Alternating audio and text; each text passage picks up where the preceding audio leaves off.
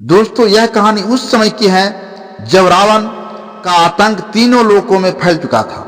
स्वर्ग से लेकर पृथ्वी तक हर स्थान पर रावण का वर्चस्व था।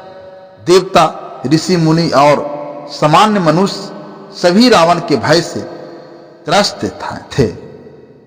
यज्ञ, तप और धर्म कर्म सभी बाधित हो चुके थे, परंतु अयोध्या की भूमि पर रावण कभी भी आक्रमण नहीं कर पाया। क्यों?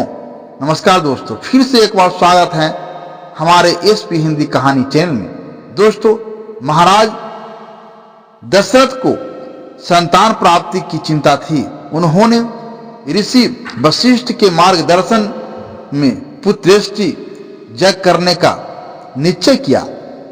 यज्ञ आरंभ हुआ और देवताओं का आह्वान किया गया। सारे देवता इस यज्ञ में सम्मिलित हुए, क्योंकि यह ऐसा स्थान था जहां रावण का आतंक नहीं था। देवताओं ने महाराज दशरथ से अपनी पीड़ा प्रकट की। वे बोले, हे महाराज, रावण ने हमें स्वर्ग से निष्कासित कर दिया है। वह यज्ञ, तप और धर्म कर्म सभी को नष्ट कर रहा है। हमें गुफाओं और जंगलों में छिपने को मजबूर है, लेकिन अयोध्या में रावण आने की हिम्मत नहीं करता। कृपया इस यज्ञ को पूर्ण करें, इससे धर्म की पुनः स्थापना हो। अयोध्या की 84 कोस की परिधि में रावण का आतंक नहीं था। इसका कारण महाराज दशरथ और उसके पूर्वजों का धर्म और शक्ति था। रावण को भविष्यवाणी पता थी कि दशरथ के पुत्र के हाथों उसका अंत होगा, इसलिए वह अयोध्या की सीमा में प्रवेश करने से कतराता था। महाराज दिलीप, जो दशरथ के पूर्वज थे, निसंतान थे, वे ऋषि वशिष्ठ की कामधेनु गाय की सेवा कर रहे थे। एक दिन जब गाय जंगल में चर रही थी, तब एक शेर ने उस पर हमला किया। दिलीप ने गाय की रक्षा के लिए संध्या व्रत के दौरान जल का बाण बनाया और शेर को मार गिराया। उसी समय रावण वहां पहुंचा। उसने सोचा कि दिलीप को मारकर भविष्यवाणी को बदल देगा। दिलीप और रावण का संवाद हुआ। रावण ने उन्हें शास्त्र का ज्ञान देते हुए कहा कि संध्या के दौरान पीछे जल फेंकना विधि के विरुद्ध है। दिलीप ने उत्तर दिया, लंकेश, मैं अपनी गुरुदेव की गाय की रक्षा कर रहा हूं। यदि नियम तोड़ना पड़े तो भी धर्म की रक्षा करना मेरा कर्तव्य है। रावण ने देखा कि जिस राजा ने जल का बाण बनाकर शेर को मार दिया, वह उसे भी मार सकता है। रावण वहां से भाग गया।